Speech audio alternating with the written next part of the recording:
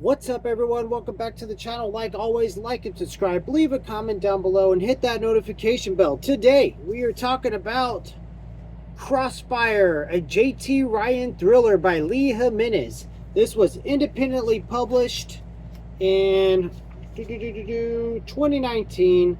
Cover photos, copyright by Zoom Team. Used under license from Shutterstock Incorporated. The design was by who I'm assuming is his wife, Judith Gimenez. First off, the simplistic cover is what got me right away. I bought the book. Lee Gimenez is a total gentleman, a great acquaintance. I'll call him a friend on Facebook. He's been very nice to me, very cool, and I was happy to read one of his books by him. Won't be my last. I'll probably read 2 or 3 of his a year until I finish all of them. You know, he's got 15 novels out. Now, with all that said, I give this book an 8 out of 10. There's a reason why I gave it an 8, and it's just one little reason, just a pet peeve of mine. But the rest of the book, we'll go over the pros and the cons, and then, as you can see from the look of the format, the size, you already know I'm irritated with that. I hate these giant books. We need to go back to mass market. Please, for the love of God, everyone, on Amazon, on KDP, where we print our books as independent authors, you have the option to make a smaller book. So let's do that, guys. Let's do that. The last 2 indie books I've read have just been too gigantic. I don't like it. I just can't stand it. No. Stevens was a little bit better size, but still too. The format was off. Athenaeum was the other one that was this size. I don't like this size. That's it. It's a pet peeve of mine. I mean, it doesn't detract from how good the book was. Okay, it doesn't mess up the book. Okay, so let's talk about the book. 8 out of 10. 8 out of 10 for sure. Solid. I liked it. It was fast paced. I got home off of work today. As you can see, I'm still in my work clothes and just finished it off. You know what I mean? It was a good time. Okay, but there's two things that we'll call cons. I'll talk about it after reading the back cover here. Crossfire. Facebook is the world's largest social media company. When that company's president is brutally murdered, the FBI investigates. As more people are killed, former Special Forces soldier John JT Ryan and FBI Assistant Director Aaron Walter are assigned to the case. Ryan and Aaron delve into the mystery and begin to uncover a vast criminal conspiracy behind the murders. A conspiracy involving not just Facebook, but also the world's other social media and high-tech corporations. As more people are murdered, Ryan pursues the secret cabal of criminals across the USA, Japan, and Europe. The dangerous and harrowing journey takes him from the mansions of the super rich to the greedy back streets of the criminal underworld. There he learns the ultimate goal of the secret group known only as Viper, a goal so explosive it will cause a collapse of the American economy. Can John Ryan and Aaron Welch capture the murderous criminals before they themselves are killed? So, the premise is good. The setup is good. The main character, the calling Facebook Facelook and Google goggles were not good. I couldn't stand the main character in the book because he was too cliche. You know what I mean? It was too cliche. He was, knight in shining armor, rides in, saves the day, 6'4", badass Jack Reacher type guy. It's overdone. I'm tired of it, but it doesn't detract from the writing within. It was edited well. The writing was super well paced. It never had a dull moment. And I can't explain it any better than that. Lee Gimenez does a great job with just the pacing, and the pacing is what sells the book, in my opinion. If you read the book, the pacing is what sells it. This main character is not. I mean, I have a feeling different books, JT Ryan will come across a little bit different in different books that I read. I already plan on reading one in August or September, so we'll see what I think of JT Ryan in that novel.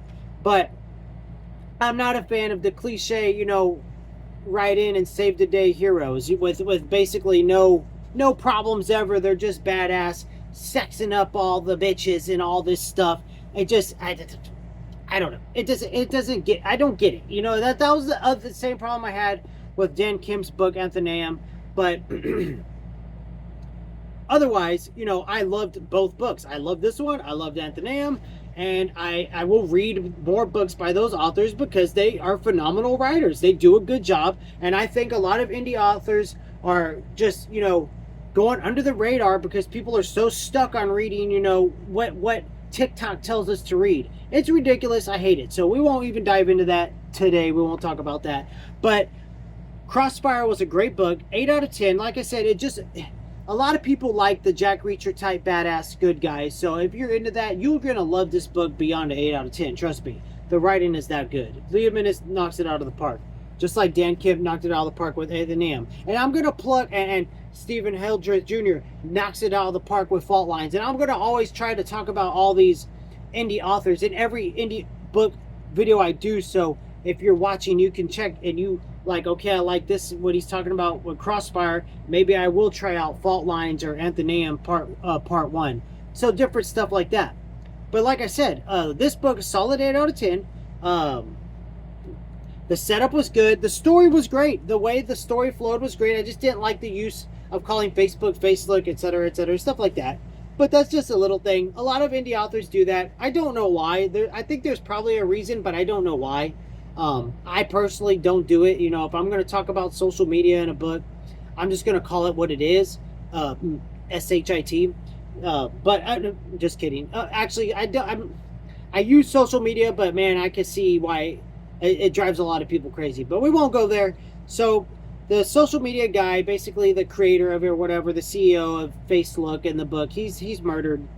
JT Ryan's tasked with, he gets called in by basically like his old partner or something. I don't know how the chemistry, Lee Gimenez was building towards it, but you know, they're their partners. You know what I mean? They're partners. The two JT Ryan basically works for, and then it turns into a bigger situation. You know, now you got like basically like special ops type stuff coming in, and a colonel teams JT Ryan up with this other, you know, military lady thing who, you know, he starts to develop a relationship with, which is predictable. And once you see the Jack Ryan or Jack Reacher scenario, you know, coming into the fold of the book.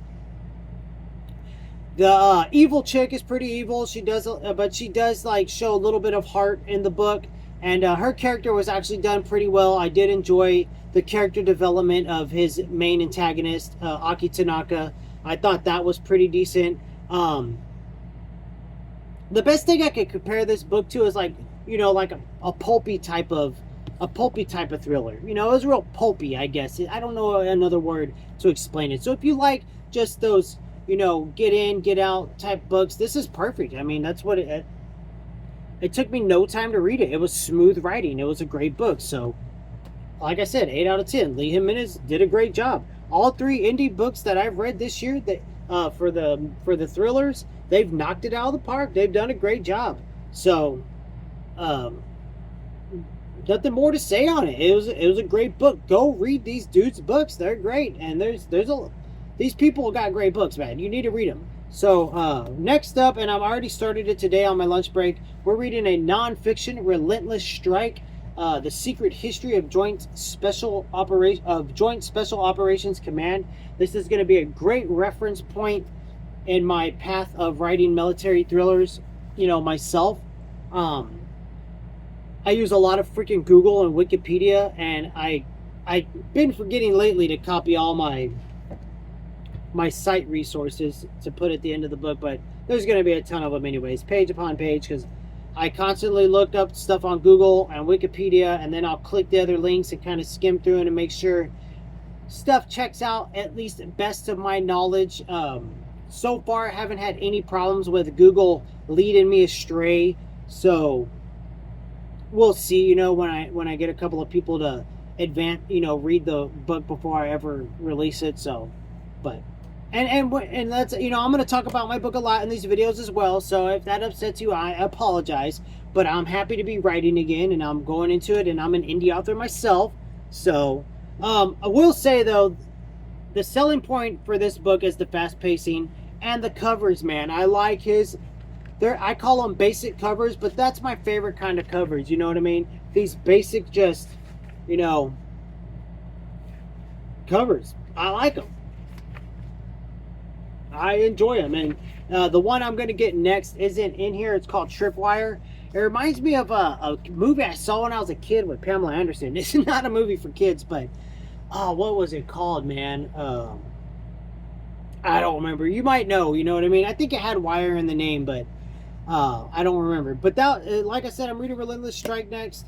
8 out of 10. I love the book. You did a great job. You did a great job. So that's the video today, guys. Like, subscribe, leave a comment down below. Hit the notification bell. Don't forget to check out my other channel. I'll be sharing the post on this channel. Timothy Ivy plays some games. A lot of retro sports games going down on that channel. I'm having a blast doing it. I'm going to keep it going as long as I physically can. Later.